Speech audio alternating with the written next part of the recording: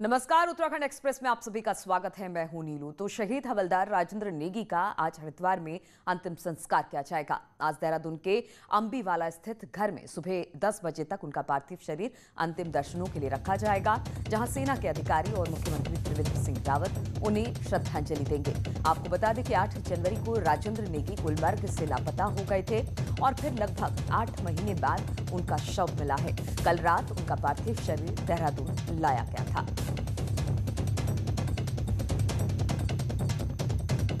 तो आज अंतिम संस्कार किया जाएगा। आपको बता दें कि शहीद हवलदार राजेंद्र नेगी का आज हरिद्वार में अंतिम संस्कार होगा। उससे पहले आज देहरादून के अंबीवाला स्थित घर में सुबह 10 बजे तक उनका पार्थिव शरीर अंतिम दर्शनों के लिए रखा जाएगा, जहां पर सेना के अधिकारी और मुख्यमंत्री त्रिवेंद्र सिंह रावत भी उन्हें श्रद्धांजलि देने पहुंच रहे हैं। आपको बता दें कि 8 जनवरी को राजेंद्र नेगी गुलमर्ग से लापता हो गए थे। बातचीत करने के लिए दीपांकर हमारे साथ जुड़ गए हैं।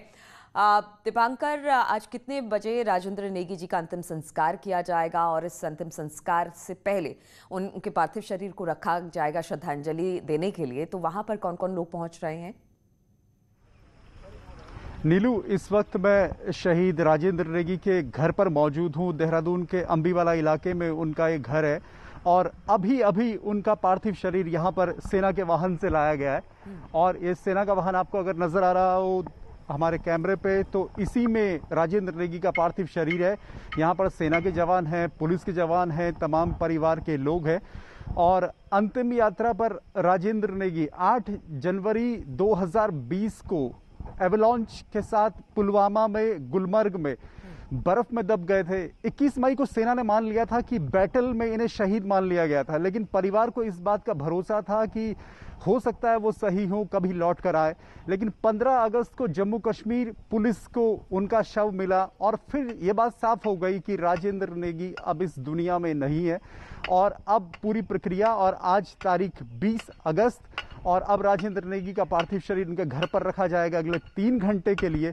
इस बीच सेना के तमाम अफसर, खुद मुख्यमंत्री त्रिवेंद्र सिंह रावत यहाँ पर पहुंचेंगे श्रद्धांजलि देने के लिए। और उसके बाद 10 बजे यहाँ से पार्थिव शरीर जाएगा हरिद्वार और हरिद्वार में अंतिम संस्कार की प्रक्रिया होगी। तो राजेंद्र नेगी के परिवार के लिए पिछले 8 महीने बड़े ऊहापोह से भरे रहे। ऐसा वक्त रहा कि परिवार ने सब कुछ देख लिया, आकाश पाताल, जमीन, घर, सड़क, दफ्तर, परेशानियां सब कुछ देख ली। लेकिन अब सच्चाई यही है कि जिसका ये घर था वो इस घर से आज अंतिम विदाई लेगा और शहीद राजेंद्र नेगी का पार्थिव शरीर अब यहाँ पर पहुंचता हुआ पूरी तैयारियां यहाँ सेना की तरफ से गार्ड ऑफ ऑनर यहाँ पर दिया जाएगा। मुख्यमंत्री त्रिवेंद्र सिंह रावत रहेंगे, तमाम सेना के अफसर यहाँ पर मौजूद रहेंगे, उनके परिवार के तमाम सदस्य यहाँ पर मौजूद है। लेकिन सच्चाई ये है कि जो 8 महीने तक स्थितियां रही 15 अगस्त से पहले तक कि राजेंद्र नेगी इस दुनिया में है भी। इस खबर को भी चलाया था जब राजेंद्र नेगी जी गायब हो गए थे और सेना ने मान लिया था कि उनकी शहादत हो गई है। उनके परिवार वालों से भी बात हुई थी, वो लोग मानने को तैयार नहीं थे। लेकिन शायद आज ये बेहद दुखद घड़ी है कि उनके शहीद होने का समाचार अब प्राप्त हो गया, उनका पार्थिव शरीर अब घर पहुंच गया है। कब तक यहाँ पर अंतिम दर्शनों के लिए रखा जाएगा? मुख्यमंत्री कब तक यहाँ पर पहुंच जाएंगे? दीपांकर। नीलू, जो तय कार्यक्रम है 7 बजे पार्थिव शरीर को घर पे आना था, लगभग अभी 7:35 पौने 8 होने को है, तो अब पार्थिव शरीर यहाँ पर पहुंचा है। तो अगले 2 से ढाई घंटे पार्थिव शरीर यहाँ पर रहेगा। 10 सवा 10 बजे यहाँ से रवानगी का कार्यक्रम है। मुख्यमंत्री त्रिवेंद्र सिंह रावत का जो कार्यक्रम है वो 9:15 बजे 9:15 पर यहाँ पर आएंगे। उसके पहले यहाँ पर सेना के तमाम अफसर मौजूद रहेंगे। पूरी व्यवस्थाएं यहाँ पर की गई हैं श्रद्धांजलि के लिए। सेना के जवान सुबह से ही यहाँ पर मौजूद हैं, पुलिस के जवान यहाँ पर मौजूद हैं। और अगले 2 से 3 घंटे राजेंद्र नेगी का शव यहाँ पर रहेगा, जिसमें फिर आम लोग हैं, मोहल्ले के लोग हैं, आसपास के लोग हैं, मुख्यमंत्री हैं, सेना के अधिकारी हैं, सभी लोग उन्हें श्रद्धांजलि देंगे। और अगले 3 घंटे के बाद फिर हरिद्वार रवानगी और फिर आज हरिद्वार में राजेंद्र नेगी का अंतिम संस्कार होगा। नीलू, बिल्कुल दीपांकर, और हम देख रहे हैं कि जिस ट्रक में राजेंद्र नेगी जी का पार्थिव शरीर लेकर आया जा रहा है, वो तस्वीरें भी हम अपने दर्शकों को दिखा रहे हैं कि शहीद अब अपनी अंतिम यात्रा पर है, उनके पार्थिव शरीर को अब यहाँ पर रखा जाएगा। दीपांकर, जिस तरह से वहाँ पर देहरादून में बारिश भी हो रही है, मौसम भी खराब है, हम देख सकते हैं तस्वीरों में। क्या इस वक्त भी वहाँ पर बारिश हो रही है या फिर अभी मौसम थोड़ा सा खुला है वहाँ पर? मौसम की संभावनाएं जरूर बारिश की जताई गई हैं विभाग की तरफ से, लेकिन फिलहाल मौसम अभी यहाँ पर बारिश नहीं है और उम्मीद यही की जानी चाहिए कि शहीद की शहादत के वक्त मौसम भी साथ देगा। और फिलहाल बारिश नहीं है नीलू यहाँ पर, और यही उम्मीद रहेगी कि अगले 2 से 3 घंटे मौसम यहाँ पर साथ रहे और ये जो पूरा कार्यक्रम यहाँ पर रहेगा श्रद्धांजलि का, अब राजेंद्र नेगी को उनके घर पर, उनके निवास पर देहरादून में, वो यहाँ पर पूरी बिल्कुल दीपांकर, हम तस्वीरों में भी देख पा रहे हैं पार्थिव शरीर राजेंद्र नेगी का पहुंच चुका है और बस उनको वहां से बाहर की तरफ रखा जाएगा जहां पर लोग शहीद के को श्रद्धांजलि देंगे। मुख्यमंत्री का भी कार्यक्रम है। बहुत बहुत शुक्रिया हमारे साथ जुड़ने के लिए, आगे भी आपसे इस पर बातचीत होगी।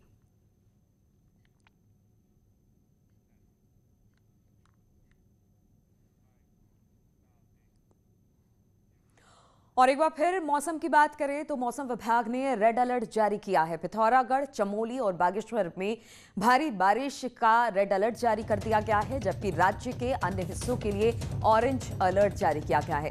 मौसम विभाग के मुताबिक बारिश आज दिन भर जारी रह सकती है। हालांकि 21 अगस्त के बाद बारिश से कुछ राहत इन जिलों को मिल सकती है।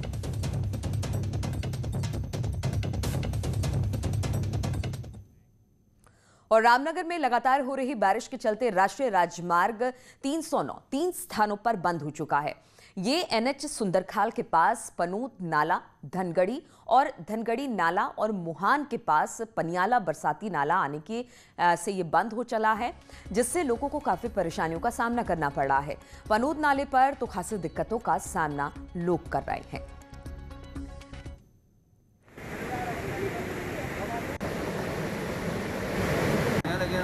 सुबह से यहाँ पर खड़े हैं, बारिश की वजह से यहाँ पर सुबह से फंसे पड़े हैं। कोई व्यवस्था अभी तक यहाँ पर नहीं हो पाई है किसी के द्वारा भी, और हम यहाँ पर सुबह से फंसे पड़े हैं बारिश की वजह से। और रुद्रप्रयाग में केदारनाथ हाईवे पूरी तरह से बंद हो चुका है। 5 जगहों पर हाईवे बुरी तरह से क्षतिग्रस्त हो गया है और जगह जगह पर ये टूट भी गया है। हाईवे खोलने की कोशिशें लगातार जारी हैं, लेकिन अब तक सफलता इसमें नहीं मिल पाई है। न्यूज़ 18 की टीम खतरे से जूझते हुए वहां तक पहुंची। मौके पर लगातार रोड खोलने की कोशिश जारी थी।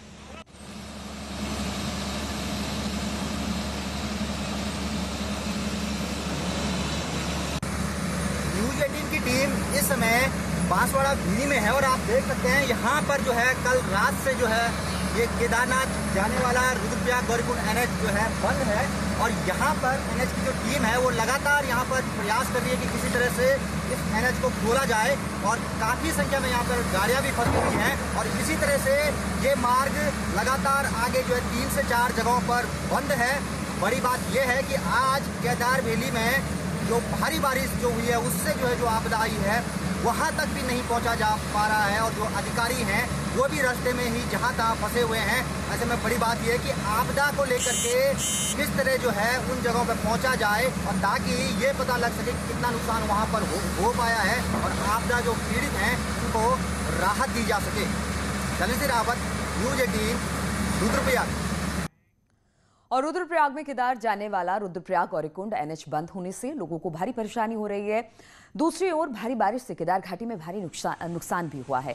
वहीं रास्ते में केदारनाथ विधायक मनोज रावत समेत कई प्रशासनिक अधिकारी भी फंसे हुए हैं। जानकारी के मुताबिक जगह जगह हाईवे बंद होने के कारण प्रशासन की टीम अब तक आपदा प्रभावित क्षेत्र तक नहीं पहुंच पाई है। बहुत डेंजर और कैसा अभी जो है गाड़ी बस गई बार बार जो है मैं सारे कार में तो बार बार बस के ऊपर से लगातार पत्थर आ रहे हैं। बिल्कुल जानमाल का खतरा बना हुआ है बराबर। कई जगहों पर गुप्तकाशी से लेकर के गौरीकुंड तक भी हमारा जो राष्ट्रीय राजमार्ग कई जगहों पर बंद है। और अगर हम पूरे ज़िले की बात करें तो जो केदारनाथ वाली एक्सेस है रुद्रप्रयाग से लेकर के और गुप्तकाशी तक के भी वो कई जगहों पर बंद है। और अब आपको रामनगर की तस्वीरें दिखाते हैं। रामनगर के एनएच 309 में धनगढ़ी के पास आए बरसाती नाले में एक यात्री फंस गया, जिसे जेसीबी की मदद से नाले से बाहर निकाला जा सका। बताया जा रहा है कि इस बस में 5 से 6 यात्री सवार थे। तस्वीरों में आप भी देख सकते हैं कि किस तरह से बस नाले में फंस गई और फिर इसके बाद जो 5-6 यात्री इसमें सवार थे उनको जेसीबी की मदद से बाहर निकाला गया।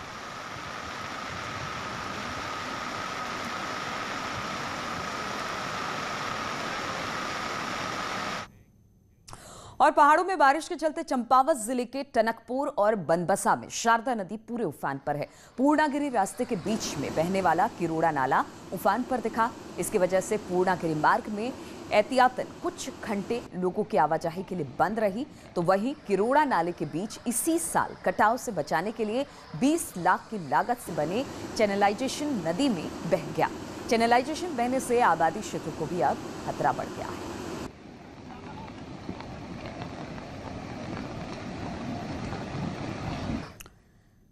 और उत्तरकाशी की बात करें तो यहां पर 3 घंटे की बारिश ने यमुना नदी का जलस्तर बेहद ज्यादा बढ़ा दिया है और बड़कोट के ऐतिहासिक तिलाड़ी स्मारक तक नदी का पानी पहुंच गया है।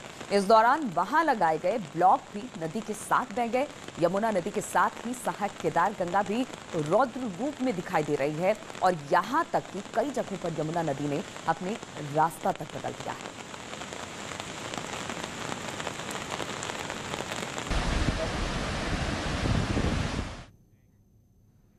और पहाड़ों पर हो रही बारिश से ऋषिकेश के भोगपुर स्थित महादेव खाला उफान पर है। लगातार प्रशासन से नाले को टेप करने की बात चल रही है और ग्रामीण इसको लेकर अब धरने पर बैठ गए हैं। ग्रामीणों का कहना है कि मुख्यमंत्री का विधानसभा क्षेत्र होने के बावजूद भी अधिकारी उनकी बात नहीं सुनने को तैयार है। हालात इतने ज्यादा बिगड़ गए हैं कि नाले का पानी घरों में घुसकर नुकसान पहुंचा रहा है।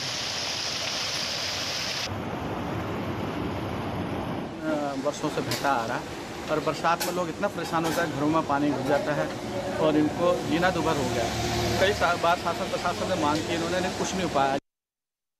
और पिथौरागढ़ में चाइना बॉर्डर के करीब थाप गांव आसमानी आफत से पूरी तरह से तबाह हो चुका है। 130 परिवारों के इस गांव में 52 मकान जमींदोज हो चुके हैं। ऐसे में जो घर बचे हैं उन पर भी अब खतरा मंडरा रहा है। अब हिमालयी राजमा की पैदावार के लिए विख्यात इस गांव का भविष्य क्या होगा, कोई नहीं जानता।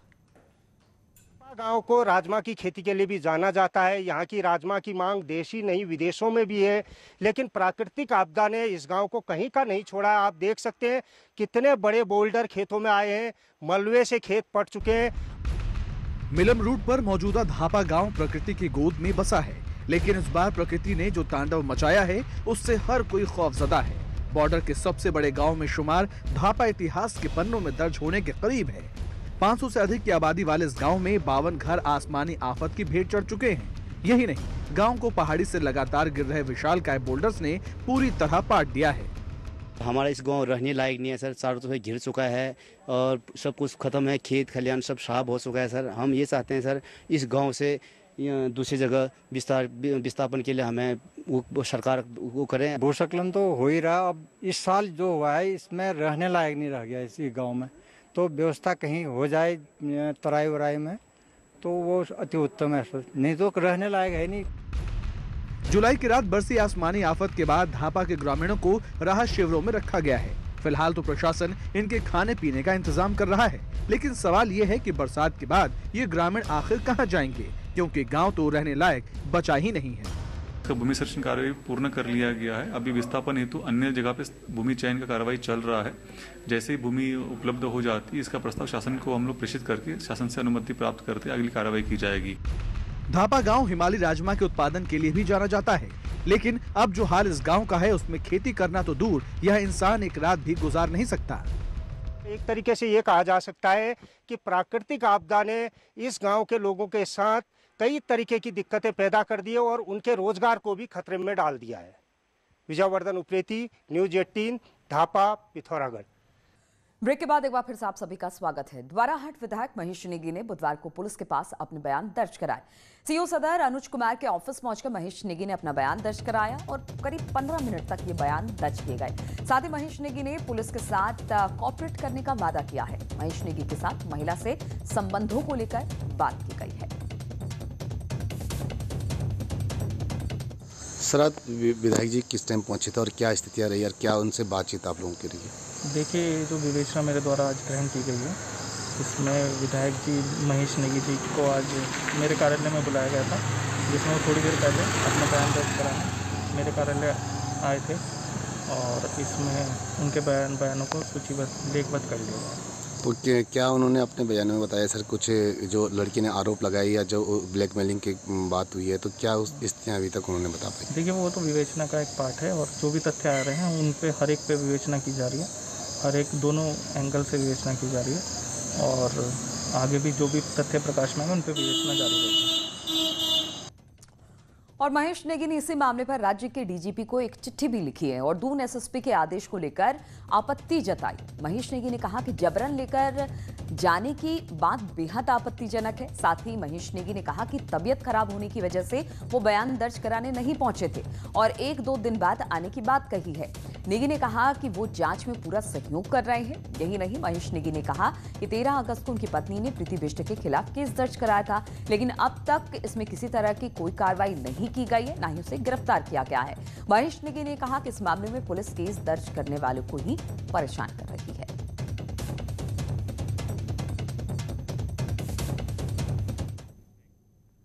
और विधायक महेश नेगी ब्लैकमेलिंग और यौन शोषण मामले में बुधवार को आरोपी प्रीति नेहरू कॉलोनी थाने पहुंची है। अपनी भाभी के साथ ये वहां पर पहुंची, पूछताछ की गई इससे।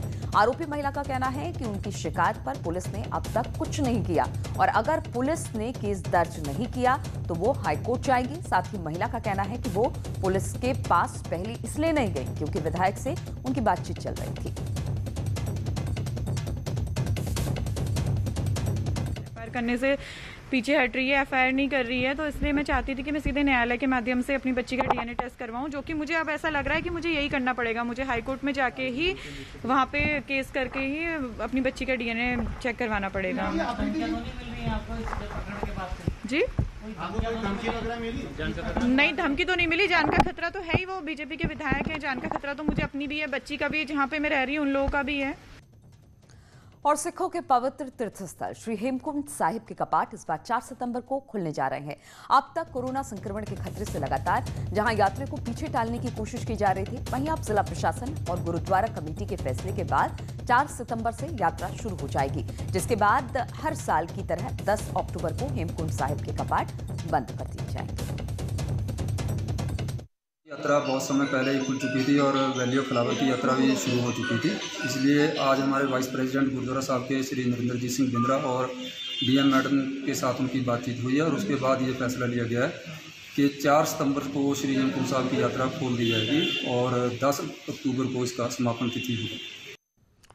और अल्मोड़ा हल्द्वानी हाईवे पर पर्यटकों को अपनी यादों को सजोने का मौका मिलेगा और इसके लिए गेठिया से भवाली के बीच भीमताल में व्यू पॉइंट तैयार किया जा रहा है। इसके साथ ही हाईवे में कई स्थानों पर पहाड़ी लोक परंपरा के स्लोगन लगाकर सेल्फी पॉइंट भी बनाए जा रहे हैं, जो सैलानियों को पर्यावरण बचाने के लिए प्रेरित करेंगे। भीमताल ब्लॉक प्रमुख का कहना है कि होटलों और टैक्सी मालिकों से बात कर सैलानियों को यहां लाने के लिए कहा जाएगा। चाहे मैं पर्यावरण प्रेमी हूँ या मैं वन प्रेमी हूँ, कुछ लिखेंगे, एक स्लोगन लिखेंगे और उस पर एक फ़ोटो शूट करने का वो रखेंगे, जहाँ पर जो भी टूरिस्ट आएगा फ़ोटो शूट करेगा। उसके साथ ही जो यहाँ पर लोकल होटल हैं या जो टैक्सी वाले हैं, उनसे भी हम कहेंगे कि आप एक दिन अपने टूरिस्ट को यहाँ पर लाएं। और कोरोना के बाद नैनीताल के फोटोग्राफरों पर भी पड़ी है। हालात ये हैं कि अब अपने कैमरों को बेचने तक की स्थिति आ गई है।